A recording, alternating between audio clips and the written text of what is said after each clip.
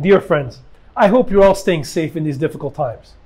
After I posted my last explainer video on how Bitcoin actually works, I received many messages asking whether I could explain in simple terms what is Bitcoin halving. So, in this episode of the FinTech Capsule Explainer Series, I'll try to explain what this historic event that will happen in the coming days in the Bitcoin world is all about and what you need to know about it. Here we go.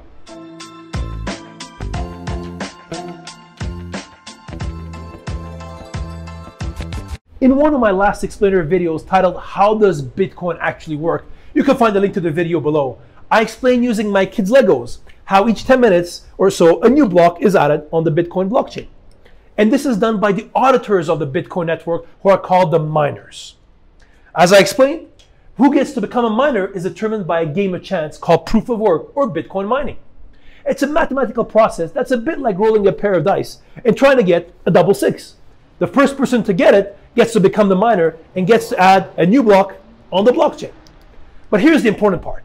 To compensate these miners for their hard work of rolling the dice, they're currently rewarded with 12.5 Bitcoin and a small amount of transaction fees, but that is rarely over 0.5 Bitcoin.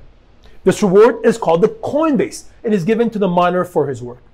These rewards that go to the miners are newly created Bitcoins. So the overall supply of Bitcoin is actually growing every 10 minutes. But unlike traditional fiat money, which a central bank can print as much as it wants, the Bitcoin network is designed so that one day it will reach a total supply of 21 million Bitcoins. That's it. Not more, not less.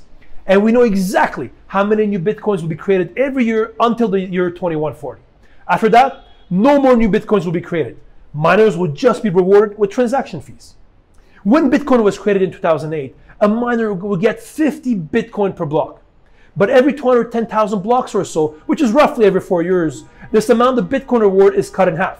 In 2012, that was cut in half to 25 Bitcoin every 10 minutes. In 2016, it was cut again by half to 12.5 Bitcoin per block. On around May 10th, this will be cut in half again. So every successful miner will receive only 6.25 Bitcoin plus transaction fees for each block. That's why it's called a Bitcoin halving event. This matters for a couple of reasons.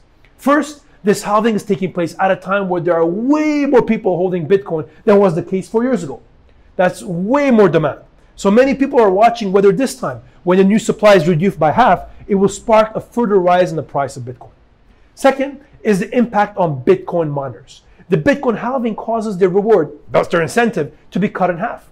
Imagine if you're in the business of mining physical gold and suddenly the gold you extract from the ground is worth half the price.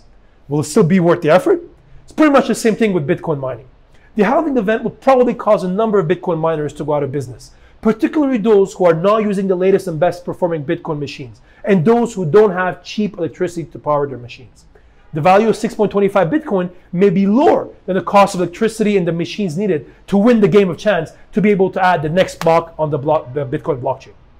And finally, this halving is getting a lot of attention, and it's happening ironically, smack in the middle of what is probably the biggest wave of quantitative easing in modern history. Central banks around the world are literally printing money and trying to keep the economy afloat. The Bitcoin halving is the exact opposite. So while the money supply in the real world is ballooning at a rate that is unpredictable, the new supply of Bitcoins will be reduced by 50% in a monetary policy that is very transparent, predictable, and orderly, exactly as it was set up 12 years ago when Bitcoin was created. The juncture of these two events, shaping the money supply in opposite directions, may make us think differently about how money is created. It may push more people to seek new stores of value that are protected against inflation. This could lead to even more interest in Bitcoin and other cryptocurrencies by the public at large. I hope this was useful. If there are any questions you want me to answer in these videos, feel free to ask them in the comments below. I'll try to cover them as soon as I can.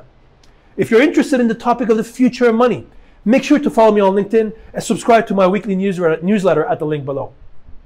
For now, the most important is that you stay safe, you stay home, and I'll see you all soon.